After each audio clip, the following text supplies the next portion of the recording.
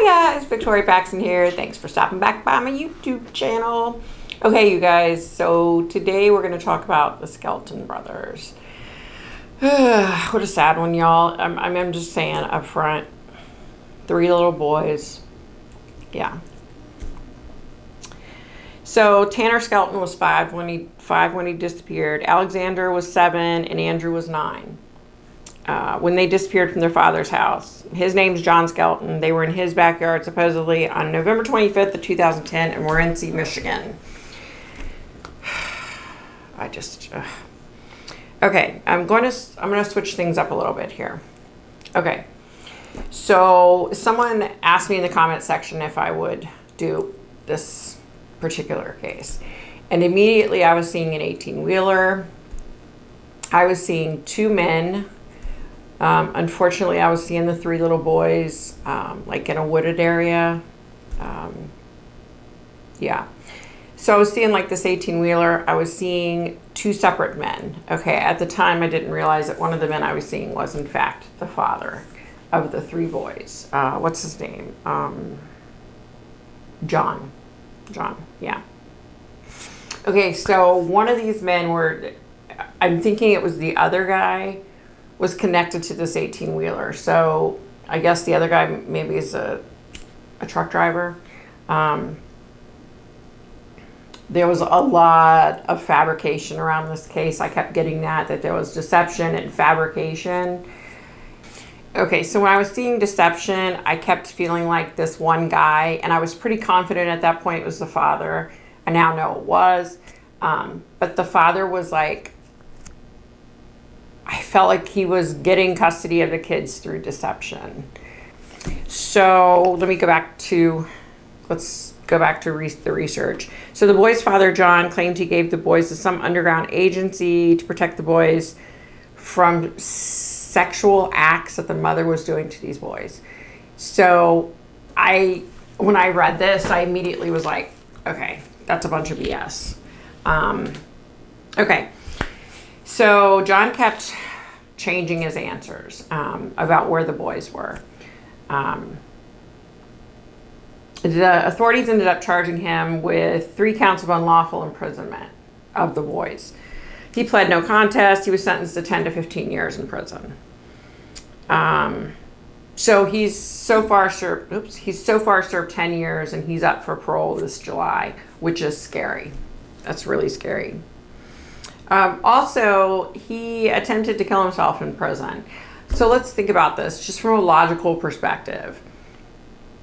If you have a guy that's serving time, a lot of time, 10 to 15 years, because of what he did to these 3 kids, and he tries to commit suicide, what the heck do you think that means? Like, duh, he's guilty as hell and he knows it, and he's having a hard time living with it,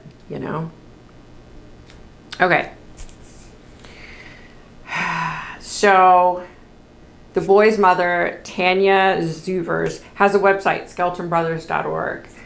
Okay, so yeah, I feel bad for her. Like, my heart aches for her.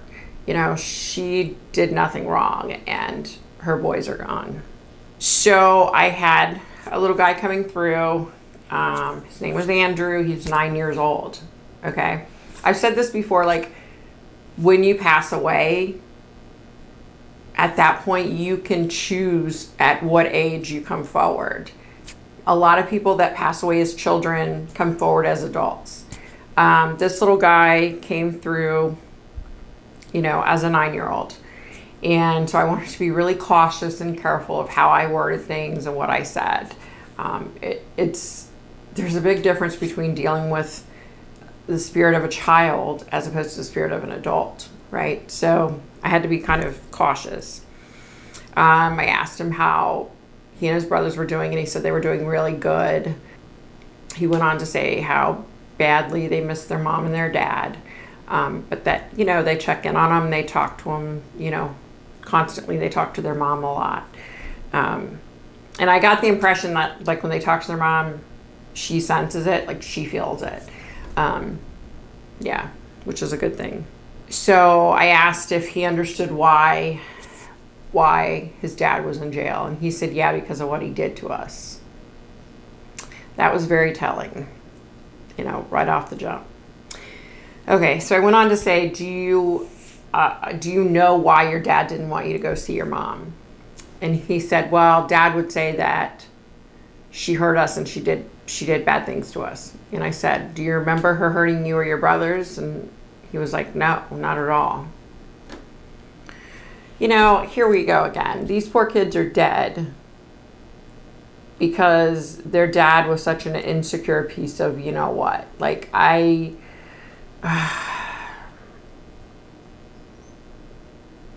you know, and this crap of pitting one parent against another parent is just such BS. You know, I am a firm believer that both sets of parents should be able to see their children. You know, I mean, it's different. If they're messed up and they're going to harm the kids, that's one thing. But to lie and say they're harming the kids when they're not, that's just pathetic. I asked if he would tell me where his body was put and where his brother's body were put. He said that he didn't like to think about that or talk about that. And I asked him if he knew who the guy was that helped his dad. And he said, that was my dad's friend from work. That was my dad's friend from work. Yeah. Okay, so I, you know, just talked small talk and asked him, you know, what do you guys do? And he said, oh, we play and we hang out with our family. And, you know, I just kind of wanted to keep it easy for him. I feel like they've been through enough, you know. I will tell you, though, at the beginning, I was feeling like they were buried pretty close to their dad's house. And I also, okay, so I asked my hubby if he would check on something for me, because I kept seeing like this interstate. And I kept feeling like the interstate like went through Morenci. So I asked my husband to look. And it turns out it's a turnpike that goes through there. And I feel like they're pretty close to that. Like literally, they're pretty close to their home. It's like right off of this big turnpike, interstate, whatever it is, in this like smaller wooded area. They're so close to their dad's house. It's not even funny. Here we go again. Another sad one. 3 kids dead. For what reason? You know, because their dad's a POS. Like, I don't get it. So, I don't know, guys. Be nice. I don't know, guys. So, be nice, be kind, wear your mask, do what they tell you. Hopefully we'll get back to some kind of semblance of normalcy. Hopefully they'll come out with a vaccine and we'll all be okay. So that about does it for me. Bye, guys.